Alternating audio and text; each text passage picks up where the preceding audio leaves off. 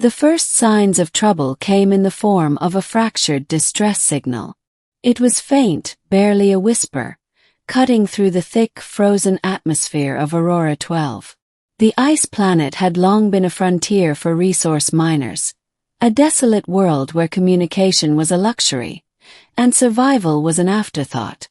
Captain Ray Sullivan stood in the dim control room of the Corinthian, a salvage ship, her hands gripping the console. The signal had been detected by their long-range sensors, emanating from deep beneath the planet's glacial surface. "It's coming from the northern ice sheet," her second-in-command, Lieutenant Jonas Core, stated, glancing over the data.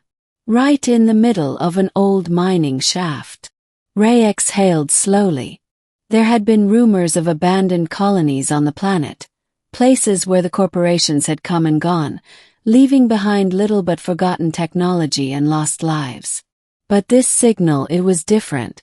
"Whoever it is, they're alive," Ray murmured. Her voice had a hard edge, as if speaking the words could make them real. "Set course. We're going in." The crew of the Corinthian, 4 seasoned scavengers, each with their own reasons for being so far from civilization, had never encountered a situation like this. The ice world was unforgiving, and the idea of someone stranded there for so long seemed impossible. The planet's ice sheet stretched for thousands of miles, unbroken except for the occasional mining pit or forgotten settlement. Most of the crew didn't think much about it, until they saw the thick mist rising from the fissures in the ice as they descended toward the source of the distress signal. Ray squinted at the view screen, her breath fogging the edges of her helmet as she surveyed the icy wasteland below. The storm had picked up. Winds howled like banshees, and the temperature plummeted further than they had anticipated. The conditions were close to impossible, but there was no turning back now. Someone was out there. Someone needed their help. "We've got a small opening in the ice shelf," Jonas said. "No signs of habitation. Just the crack." Ray nodded, eyes steely. "Let's make sure that crack isn't our grave." Middle. The Corinthians' landing was precarious. The ship shuddered as it touched down, the ice beneath them groaning in protest. The crew donned their thermal suits, adjusting the settings for maximum protection against the bitter cold. "Stay sharp," Ray ordered. "We don't know what we're walking into." The descent into the mine shaft was eerily quiet. They descended through the narrow tunnel, the ice walls slick and treacherous, the air damp and stale. The temperature inside was just as frigid as the surface, but the mine was vast, stretching deep into the bowels of Aurora 12. They passed long-abandoned mining equipment, rusting and forgotten, standing like silent sentinels. As they ventured deeper, the distress signal grew stronger. The sound was like a ghost, reverberating off the ice and stone, a faint cry for help from the depths. It wasn't until they reached a cavern, much larger than they expected, that they found her. A woman, frozen in the middle of the cavern, encased in a crystalline shell of ice. Her face was pale, her eyes closed, her body curled in a fetal position. She had been trapped here for who knew how long. Ray's heart pounded in her chest. "She's still alive." Jonas crouched beside her, scanning with his handheld diagnostics. "Barely. Her pulse is weak. She's in cryostasis, maybe induced, but it's not stable. We need to get her out of here." The crew moved quickly, setting up the thermal devices to break the ice around the woman. Ray stood over her, studying the strange markings on her suit, an insignia she didn't recognize. Whoever she wasn't part of any crew they knew. "She could be from one of the old research stations," Jonas suggested, his voice tight with urgency. "Maybe a lost expedition." "We need answers, not guesses," Ray replied, kneeling down beside him as they worked.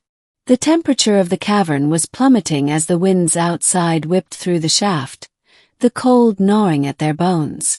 Finally, after what felt like hours, the ice cracked, and the woman's body was freed. Ray gently lifted her, her weight lighter than expected. She was nearly weightless, like a ghost, and Ray immediately noticed the strange equipment embedded in her suit, a small, sleek device that glowed faintly. "We need to get her back to the ship," Ray said. "Now!"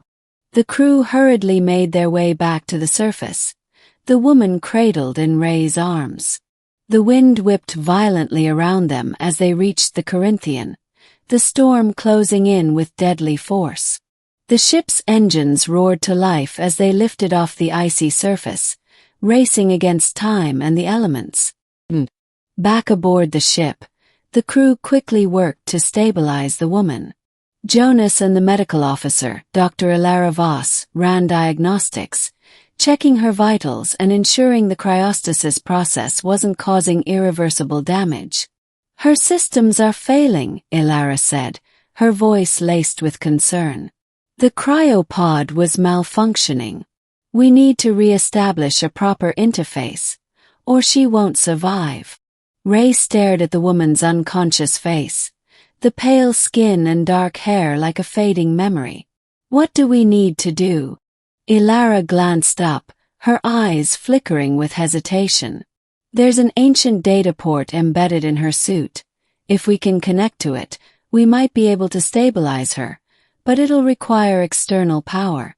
The kind of energy we don't have unless we tap into the ship's main power grid." Ray's brows furrowed. "How dangerous is it?" Ilara didn't answer immediately. Instead, she turned back to her medical instruments. "If we fail, we risk losing the ship's systems. That could leave us stranded here in the storm with no way off the planet. And that's assuming the woman survives the process. It's a gamble."